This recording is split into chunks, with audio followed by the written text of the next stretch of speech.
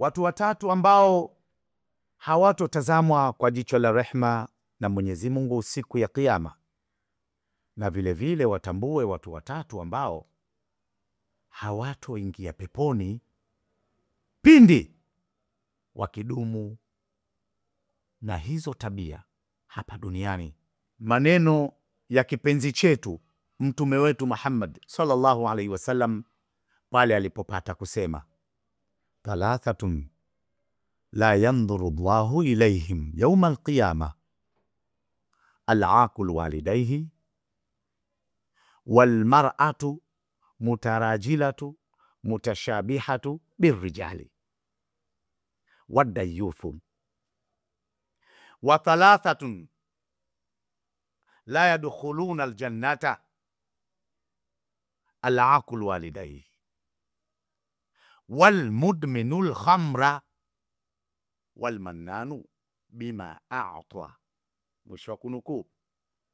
Sampuli tatu za watu ambao hawatotazamwa na Mwenyezi Mungu siku ya Kiyama kwa jicho la rehma. Wa kwanza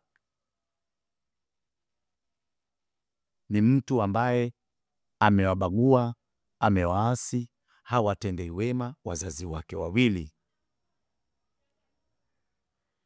Una baba hai, humsaidii. Una mama hai, humjali.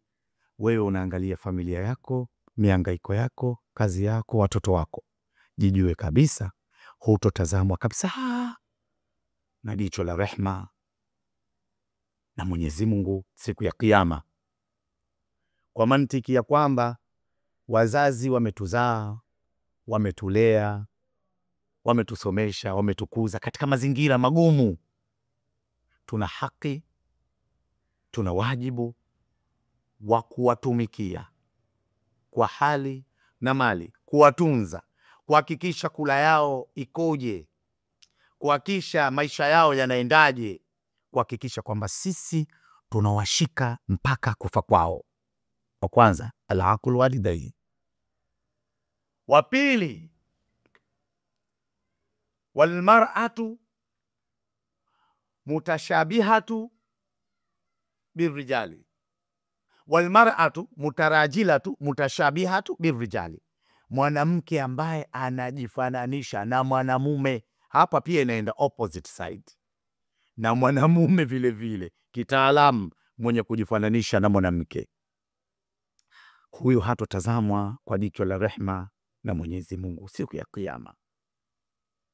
Mtu wa tatu, sampuli ya tatu ni dayuth, mtu ambaye hana mpango kabisa na familia, hana mpango, hana wivu na mkewe, yani hana mpango kabisa kabisa na familia yake wala mkewe, yani ni jitu lipolipo tu. Mkewe kachukuliwa na gari na mtu kiangu anaenda kutafuta bwana, huyo hatotazamwa kwa jicho la rehma na Mwenyezi Mungu. Kwa mantiki hiyo, wa kwanza ni mwenye kubagua, kuwadharau na kuwakengeuka wazazi. Wa pili ni mwanamke ambaye anajifananisha na mwanamume, jike dume wale, matomboi wale, hawatotazamwa kwa jicho la rehma na Mwenyezi Mungu siku ya Kiyama. Halafu huyu ambaye dume bwege,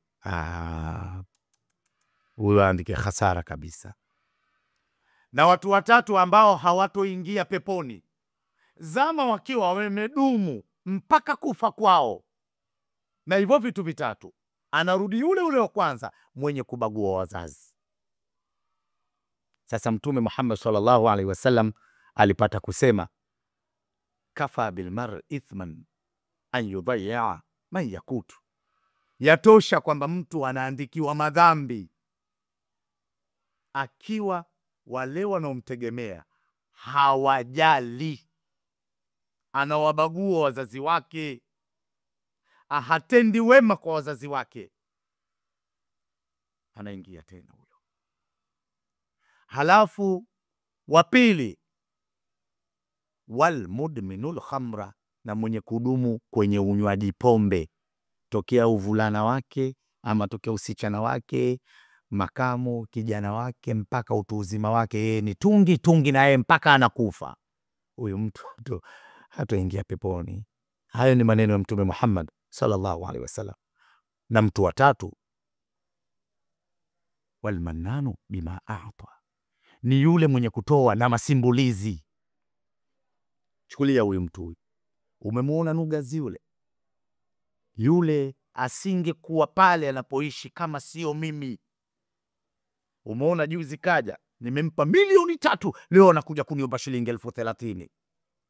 Au wale watu ambao wanatoa michango ya hadhara, halafu wanakuja kukusema nyinyi mnaombaomba sana, au fulani anakuja anaombaomba sana. Yani ukitoa na masimbulizi uingie peponi. Watakiwa ukitoa utoe na moyo uliokunjuka. Jiepushe na makundi hayo matatu. Ya kwanza ambaye hatotazama kwa jicho la rehema siku ya kiyama na Mwenyezi Mungu, na pia tujiepushe zaidi na hili kundi la watu watatu ambao hawatoingia peponi. Tumuombe Mwenyezi Mungu atujalie tuwe ni waja wenye kumcha yeye, kumwabudu yeye, kuswali kwa ajili yake yeye, bila kuwaonyesha watu, bila kuleta ria kwa watu. Na tunapotoa tusisumbulie watu, na tunapokuwa nacho tusaidie wazazi wetu. Na utakapomuona ndugu yako ambaye ni binti wa kike anajifananisha na mwanamume, dili naye taratibu, huku ukimwombea dua Mwenyezi Mungu apate kumhifadhi na ambadilishe. Hakuna ambacho kinashindikana mbele ya Mwenyezi Mungu, huku tukiwa tunafanyia subra kile ambacho tunakifanya.